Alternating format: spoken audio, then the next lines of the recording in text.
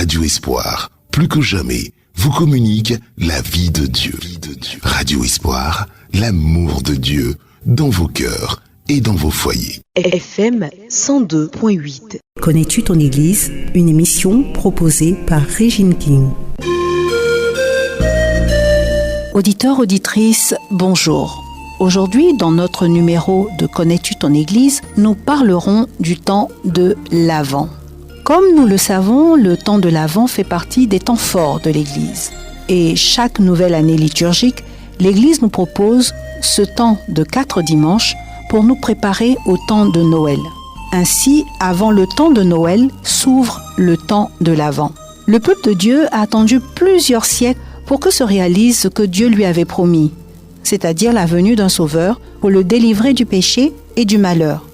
Et le temps de l'Avent est aussi ce temps d'attente. Le temps de l'Avent compte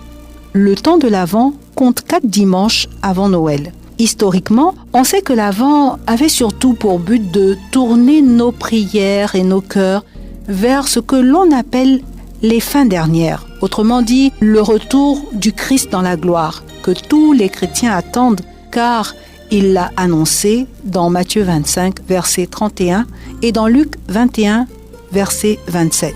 Aujourd'hui encore, notre Avent honore ces 2 aspects, c'est-à-dire, dans un premier temps, méditer sur le retour du Christ dans un esprit de pénitence et de conversion, en gros les 2 premières semaines, et ensuite préparer nos cœurs à célébrer Noël entre le 16 et le 24 décembre. Et c'est une préparation qui est centrée sur la fête même de Noël, avec les lectures des évangiles qui précèdent la naissance du Christ et les divers événements, à savoir l'annonce de la naissance de Jean-Baptiste, l'annonce à la Vierge Marie, à Saint Joseph et la nativité de Saint Jean-Baptiste. Il faut dire que les 4 dimanches pour préparer Noël sont des dimanches particuliers. Le premier invite à veiller dans l'attente du Seigneur. Le second dimanche fait entendre la voix de Jean-Baptiste qui incite à préparer les chemins du Seigneur. Le troisième appelle à la joie. C'est le dimanche de la joie, car le Seigneur est proche. Et enfin, le 4e dimanche annonce les événements qui précèdent immédiatement la naissance du Christ. Il faut dire que Saint Jean-Baptiste est un personnage clé dans le temps de l'Avent parce que c'est lui qui appelle le peuple à se convertir. C'est lui qui appelle le peuple à accueillir le Messie de Dieu. En effet, le Messie de Dieu ne s'accueille pas dans un cœur qui n'a pas le désir de se convertir ou qui n'a pas envie d'accueillir Dieu. Le Messie de Dieu s'accueille dans un cœur qui veut revenir à Dieu, un cœur qui s'humilie, un cœur qui pardonne, un cœur qui partage. Alors Saint Jean-Baptiste, qui incarne donc l'esprit de l'Avent, est le prophète par excellence de l'attente. Alors Saint Jean-Baptiste, qui incarne bien l'esprit de l'Avent, est le prophète de l'attente par excellence. Il prépare les chemins du Seigneur, il nous montre l'agneau de Dieu, le Christ, qui vient dans le monde. Et pendant ce temps de l'Avent, nous allons avoir donc cette démarche de conversion, de repentir, d'humilité, de pardon et de partage. La Vierge Marie tient aussi un rôle important pendant ce temps de l'Avent, parce que la Vierge, par son rôle et sa disponibilité dans l'accueil de Dieu, au cœur de sa vie, est un exemple, est un modèle. Elle a su se recueillir dans la prière. Qui d'autre, mieux que la Vierge, dans l'attente de la naissance de son Fils, peut montrer à l'Église, et à chacun de nous aussi, comment disposer nos cœurs à le recevoir. Oui, la Vierge accueille l'Emmanuel dans son sein et nous invite, nous aussi, à nous préparer à l'accueillir dans l'intimité de notre cœur.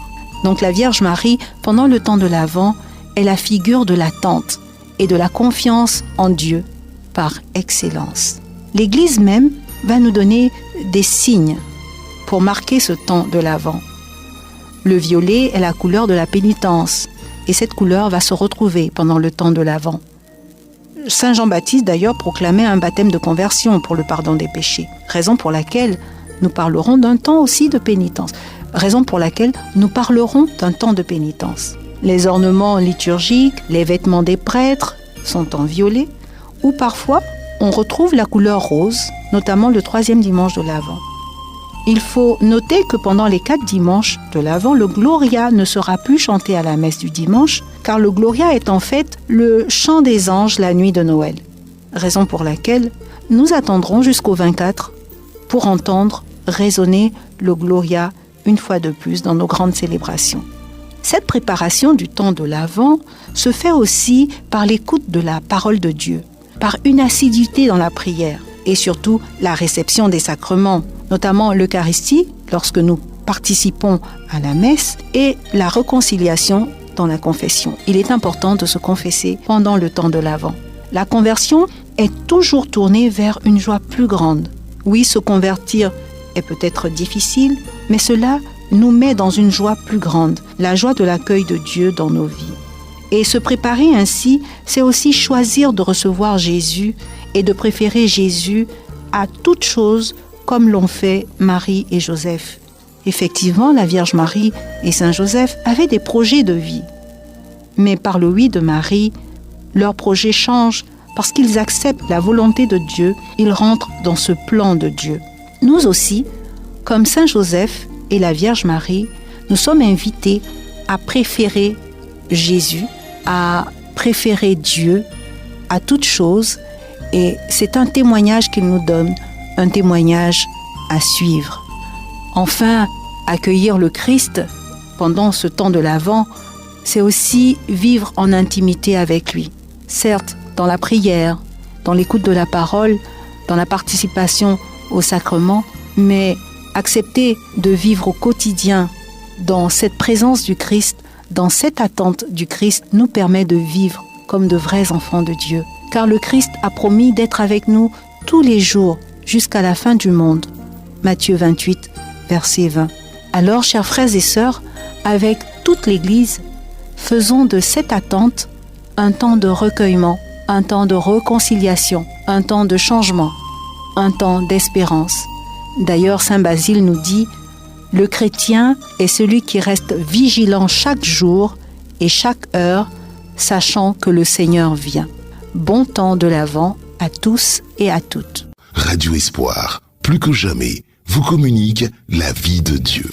Radio Espoir, l'amour de Dieu dans vos cœurs et dans vos foyers. FM 102.8. Connais-tu ton Église? Une émission proposée par Régine King.